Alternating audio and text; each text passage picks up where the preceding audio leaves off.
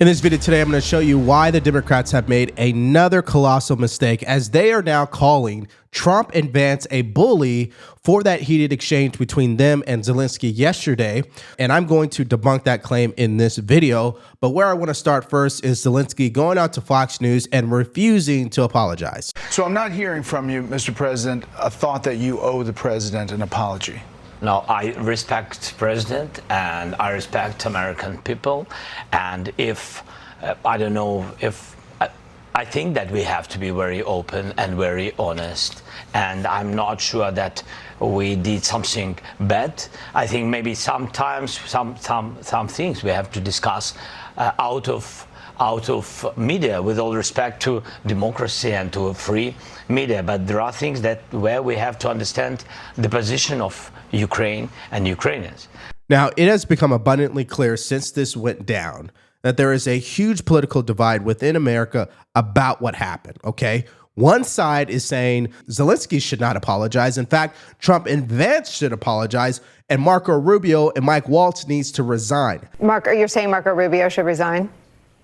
And Mike Waltz, this is really the time to do it. If they don't get out now, I think their reputations will suffer for a long, long time. And that would be sad, because their record in believing in a strong American national security policy has been very good up until now. The people on the right, conservatives, definitely people who voted for Trump, believe Zelenskyy owes the apology, especially if we've already spent $150 billion of taxpayer money, weapons and ammunition, and we are the ones that have actually kept them in the war. Without us, the war would have been over already. But what specifically do you want to see President Zelenskyy apologize for? Well, apologize for turning this thing into the fiasco for him that it became. There was no need for him to go in there and become antagonistic. Look, this thing went off the rails. You were there, I believe. It went off the rails when he said, let me ask you a question to the vice president. What kind of diplomacy are you talking about? So if the goal is to end this war and sign this agreement, don't do anything that puts that in jeopardy, like disagreeing with the president and the vice president in front of American media. Now, towards the end of this interview, he does what we all wanted him to do, which is to apologize. Last thing, Mr. President. Yeah. Do you think your relationship with Donald Trump, President Trump, after today, can be salvaged? Can be? Yes, of course, because it's relations more than two presidents. It's the historical relations, strong relations between our people. And that's why I always began with to thank your people, from our people. And this is the most important. And of course, thankful to President and of course to Congress, but first of all to your people. Your people helped to save our people. People, the first. Human rights, the first. This is very, very important. And we are thankful and sorry for this. I mean, we wanted very much to have only strong relations, and I'm very confident that we will have it. Now, after the interview, he put this up on social media. We're very grateful to the United States for all the support. I'm thankful to President Trump, Congress for their bipartisan support, and American people. Ukrainians have always appreciated the support, especially during these 3 years of full-scale invasion. My only response to it, why didn't you just say that in front of the cameras, right? I mean, this is the mistake that he made, is he did not have to react to the vice president. He didn't have to say anything. If you looked at Macron or even the UK prime minister, they never took the bait. There's clear disagreements between America and Europe. There's clear disagreements between Macron and Trump, but you did not see the same heated exchange. Why? Because they're a little bit more savvy in front of the cameras in comparison to Zelenskyy. So common sense would say Zelenskyy is clearly tired of this war. Secondly, there's a language barrier. And thirdly, he misread the room. That's not what Democrats believe. They believe it was an ambush. It wasn't just a mistake. It was an ambush. I mean, this was a plan. This was a politically calculated ambush from all sides, right? No one would feel comfortable walking into an environment like that from any country, and no one should be treated that way. From the reporter to the greeting to the mocking of his clothes, it was beneath America and beneath the White House to treat a guest in our country and a leader who is actively engaged in combat, who is right now losing his fellow service members. He's losing his women and children. His cities are being bombed. And we're talking about his clothes, and we're talking to him that way. It was victim shaming. shaming, which is what Trump has been doing to Zelenskyy in Ukraine since before he got elected. It's unacceptable, it's inappropriate, and it's also undermining not just Ukraine, but our own national security. We are now aligned with the bad guys. Russia is the bad guy, Ukraine is the good guy. And when we continue to attack Ukraine and defend Russia, that puts us in line with the bad guys, which is not where America wants to be. Now, this is why I stated it's a colossal mistake from the people on the left, specifically Democrats, okay? If they're going to run with this type of rhetoric, they have to understand what it sounds like. It sounds like they hate President Trump more than they love the United States of America. That's what I find so interesting about the reactions here. They believe it was an ambush. They believe it was premeditated. Listen, at the end of the day, Zelenskyy got out of control emotionally and everything fell apart. That's the bottom line to it. And so here's what Scott Jennings had to say in response to people who believe that this was an ambush and premeditated. I think it was premeditated. I don't know. I think Zelenskyy misplayed it in the room, and you can and we could disagree about J.D. Vance's position on it or agree on it, but either way, Zelenskyy certainly had been briefed on what the right way to handle this was, and all he had to do was walk in there and say, "Thank you. I'm really grateful to be here. We want to be partners with the United States. We're grateful for your leadership. Where's the papers, and what are we having for lunch?" That's all he had to do. And look, the posturing doesn't have to occur now. If he is serious about wanting peace and ending this war, you don't have to keep posturing as a tough guy. Everybody knows you're tough, all right? The Ukrainians are tough. They're brave. They're fighting a much larger country. Everybody knows. The question for Zelenskyy is, can you take off the military uniform and put on the uniform of diplomacy? He failed the test today. And that's why it's disturbing, the reaction from Democrats, because they know that too, but they don't want to admit it. This is why I put this post up on social media, where I said, if you believe bad-mouthing Putin during negotiations will get him to the table and ultimately end this war, then I have a front beach property in Kentucky to sell you.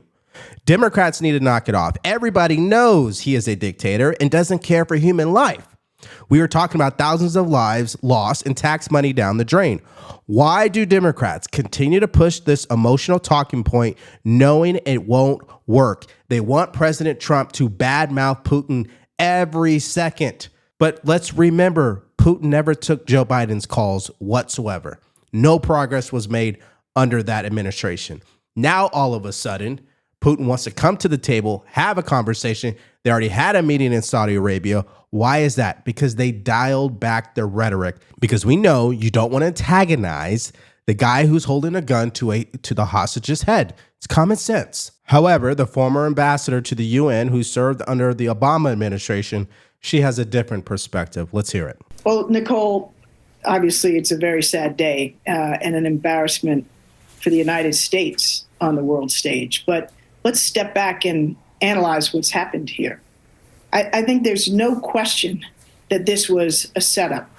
You heard Donald Trump say at the end of that clip you played, this is great television. This was a setup. Volodymyr Zelenskyy was compelled to agree to a horrible deal that would have sent Ukraine's minerals to the United States without any concrete security guarantees. Now, I find it fascinating that Susan Rice is calling this deal horrible without actually acknowledging the common sense that supports it. Meaning what? By us being economically tied to Ukraine, by default, there is a security guarantee. Why would we allow Russia to dominate Ukraine when we're trying to obviously financially benefit from the rare earth minerals inside their territory?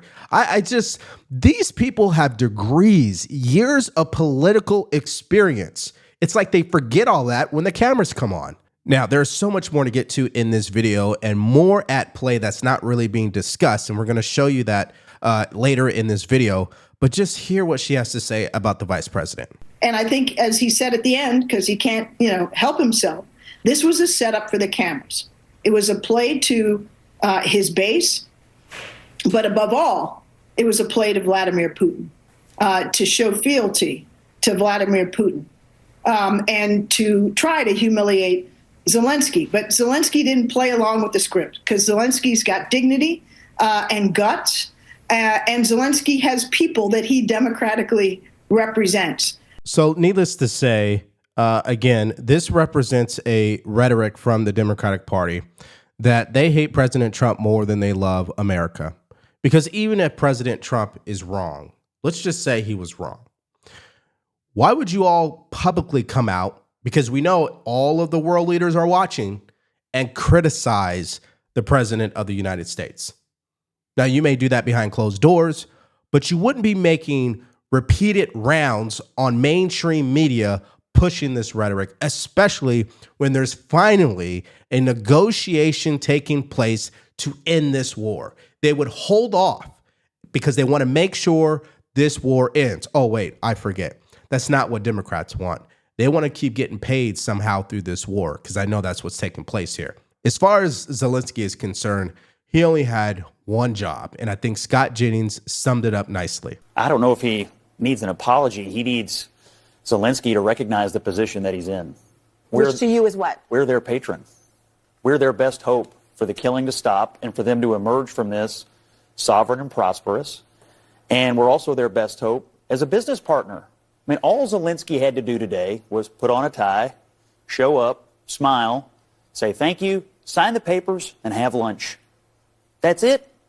And he couldn't do that. And this followed 10 days of being difficult in private, and now 1 day of being stupid in public. This did not have to go down this way. Okay. And however you feel about why it started, why it's going on, who's right and who's wrong, we can help them in this and come out okay on the other side, and he's making it hard. Now, first of all, I can't believe I'm about to say this, but I actually agree with Scott. And everything that he said was basically right. Wow. I know, I'm going to get killed on social media for admitting that, but so be it. And the fact is that it doesn't matter whether Vice President Vance planned it or just took the opportunity to bait Zelenskyy. Zelenskyy took the bait, okay? Yeah. And he shouldn't have. He made a mistake. Now, the one thing I want to highlight from that exchange that you just watched was how the guy who's on the left, he's a Democrat, stated very clearly, man, I'm going to get slammed on social media for agreeing with you. That's where we are in America, where if we agree on something that factually is true and it's common sense and you're on the left, oh, they're going to drag you. They're going to rip you, right? They're going to try to disown you.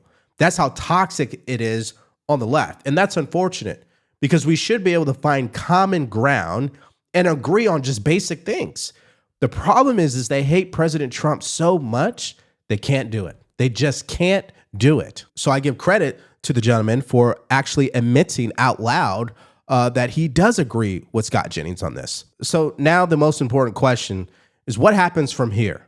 Well, the National Security Advisor, Mike Waltz, went on to Fox and Friends this morning, and he said this. After that insult in the Oval Office, we just do not see how that could move forward, that any further engagement would only go backwards from this moment on. And that's what we walked over and told President Zelenskyy and his team. This really could have been and should have been a positive moment for Ukraine. And then we go to further negotiating with the Russians, bring this war to an end, and move the world forward and stop the death and destruction. But instead, what became clear, and I think what has the president so frustrated and frankly angry, is that it's not clear that Zelenskyy truly wants to stop the fighting. Zelenskyy was still argumentative, and finally what I said, look, Mr. President, time is not on your side here. If you disagree with how we're going to end the war, fine, but you do that behind closed doors, not the way this was done. It was wholly unacceptable.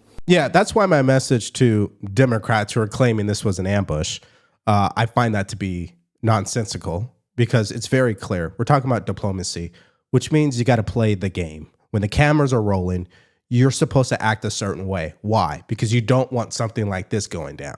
Usually something like this goes down when the cameras are not rolling behind closed doors.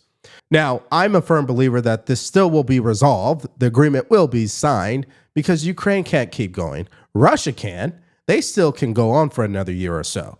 Ukraine cannot, unless we continue to fund it. And as a result, the White House announced that there will be no more aid to Ukraine. What does that exactly look like? Well, the Trump administration will no longer provide military assistance to Ukraine, prioritizing peace negotiations instead. And here's the exact quote from the White House press secretary. She says this, quote, "We will no longer continue to write blank checks for a war. in a faraway land without real and lasting peace. It's great that the cameras were recording because the American people and the whole world saw what President Trump and his team are facing behind closed doors in negotiations with the Ukrainians. Now, this is another story that nobody's talking about, and that is Norway fuel giant refuses to fill U.S. submarines after Trump-Zelenskyy clash. The Norwegian fuel company has announced it will no longer provide fuel to U.S. forces in Norway, citing Donald Trump's treatment of Ukrainian President Zelenskyy. The company's owner stated the decision was made due to the backstabbing behavior displayed by the U.S. during Zelensky's visit, and the ban will remain in effect until Trump leaves office. Zelenskyy, however, expressed gratitude to the U.S. for its support and expressed hope for strong relations between the two countries. Now, I picked up on this story from this account on X called Amuse, and they make a good detail that I want to add on to this.